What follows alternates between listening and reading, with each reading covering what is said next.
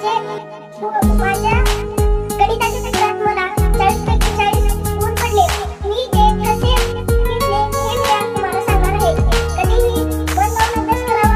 बोर्डवरच्या भीतीपोटी अभ्यास करायचा नाही. कधीही पाठ शिकवण्याच्या आधी एकदा वाचून घ्यावा. तो शिकवल्यावर एकदा वाचून घ्यावा. तो सदाच लक्षात राहील. कधीही पेपर सोडवण्याच्या आधी तो लक्षपूर्वक वाचून घ्यावा. वाचल्यावर सुचवावे. कोणत्या प्रश्नाचे उत्तर नसले तर ते उत्तर पुन्हा लिहावे. अजून पुढचा प्रश्न सोडवावा. पुन्हा